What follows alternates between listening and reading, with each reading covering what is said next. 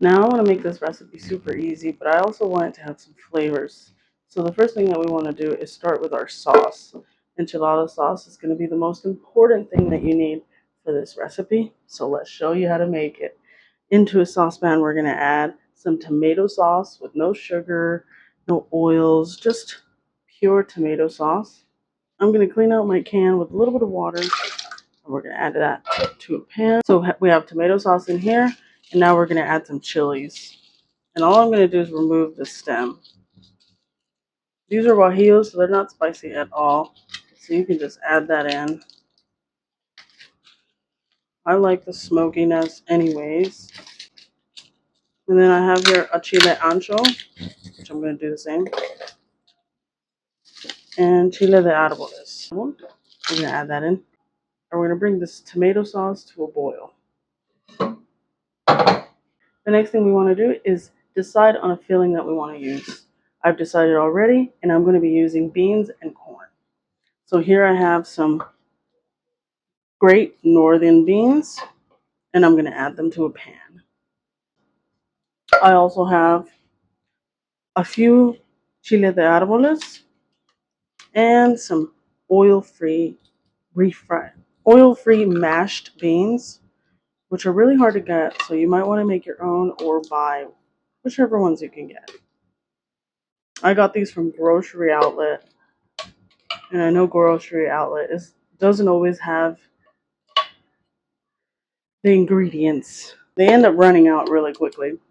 So beans, refried beans, and some regular beans. And then the last thing we want to add is some corn. Attention, we'll be adding some seasonings so we don't have to add them later. Some garlic powder, cumin powder, and a little bit of salt. Now I'm going to transfer this to the stovetop, and I want to bring this to a boil and get this nice and hot. Enchilada sauces are essentially kind of like a taco sauce. It's basically tomato sauce with some chilies and some type of sazon. So the sazon that I like to use is just the original Lawry's taco seasoning is perfect. This thing just has spices, paprika, oregano, cornstarch, salt, and onion and garlic. So I love this, and it definitely makes things taste very taco-y. I'm going to add the whole pack. So I'm going to add a little bit more cumin to my sauce. And now that I have it, maybe some garlic powder. We're going to bring this together. Now, if you don't like beans, or maybe you're allergic, you can use sweet potato.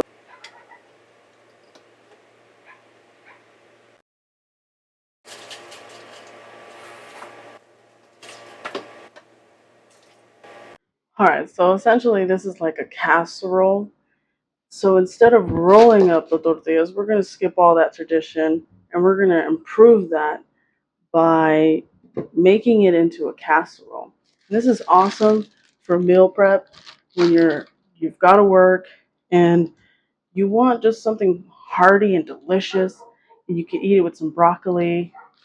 So get yourself some really good tortillas. So here's our enchilada sauce, and this sauce is bomb. Look at this. We're gonna need a ladle. Look at that jiggle. Very viscous. It's nice and thick, which is good because we didn't use any cornstarch, and we managed to get that consistency, which is a good thing. So we're gonna add some sauce at the bottom. And this sauce is pretty spicy, so you can strain it if you don't want it too much spicy.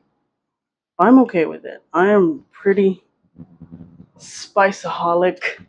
The really cool thing about these casseroles is you can do them without cooking the tortillas, and I find that to be awesome. One of the reasons why I want to do this. So we just do this casserole like this, and I'm probably going to put 6 tortillas and then 2 on top to give it a nice wall. That way I can lift it up whenever I want to have some lunch. The next thing that I want to add is our filling. Traditional enchiladas are pretty tedious, like they are special. The trick and the technique is to fry the tortillas and then roll them up with an amazing oil-based chili sauce. So it's very oily. So I prefer to just do it this way because I don't like all that frying. All my family members that cook traditional food are obese. They have diabetes. They have all these problems. I see this all over my family, and I put the two and two together, and it's just like, no, I'm not going to participate. So I'm going to add more sauce here. And I'm going to make two layers of the tortillas at the top. I should have done that with both sides, but whatever. So some sauce, and then we're going to add more tortillas. I love a quick, hearty Mexican meal, but without all that fuss and extreme sophisticated technique. But all that is unnecessary today in this modern American world. So we don't really need that stuff right now. We can just cut some corners and live life happily.